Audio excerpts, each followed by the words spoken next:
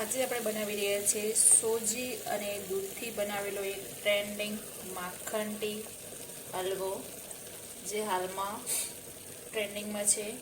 તો ચલો રેસીપી જોઈએ આપણે.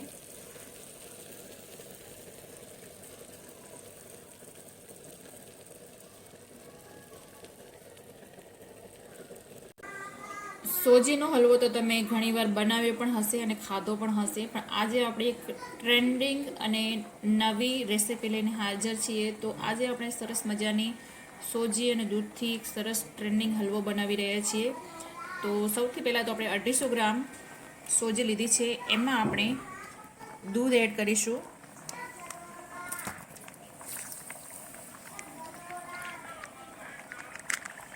અને દૂધને સોજી સાથે મેલ્ટ થવા દેશું, એટલે કે પલળવા દેશું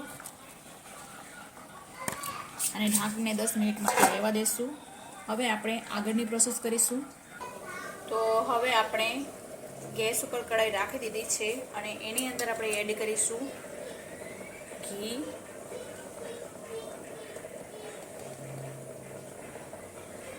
ઘી આપણું ગરમ થઈ જાય એટલે પહેલાં તો ડ્રાયફ્રૂટ આપણે શેકી લેશું. એમાં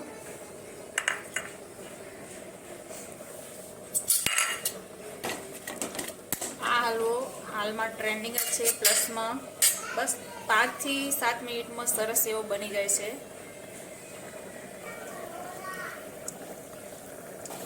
તો હવે આપણે આ જે ડ્રાયફ્રૂટ છે એ નીકાળી લેશું.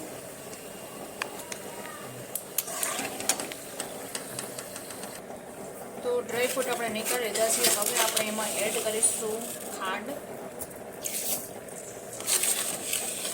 તમે આપણે એડ કરી છે 3 ચમચ. તમે આમાં તમારી ક્વોન્ટિટી પ્રમાણે લઈ શકો છો. તો ખાંડને આપણે મેલ્ટ થવા દેવાની છે. ગેસની ફ્લેમ લો ટુ રાખવાની છે, બહુ હાઈ ફ્લેમ નથી રાખવાની, ધીમે ધીમે મેલ્ટ થવા દેવાની છે.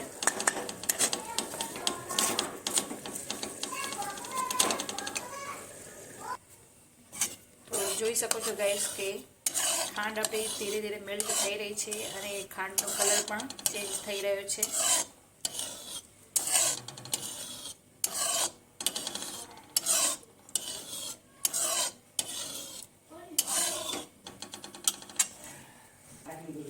તો હવે આપણે ચેક કરીશું.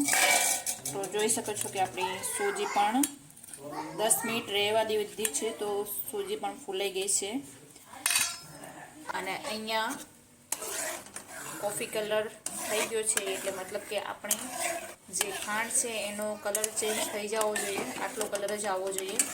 હવે આપણે આ જે બેટર બનાવ્યું છે એ આમાં એડ કરી દઈશું.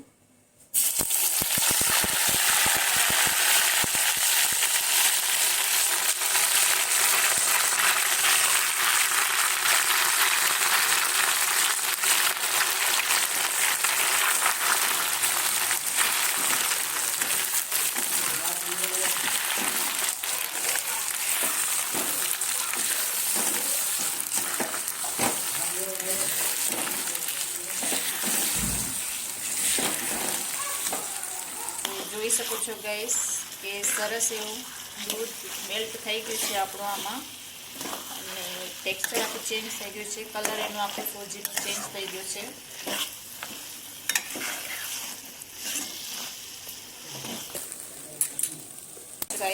કે સરસ એવો આપણો હલવો બનીને તૈયાર છે. હવે આપણે એમાં ડ્રાયફ્રૂટ એડ કરીશું.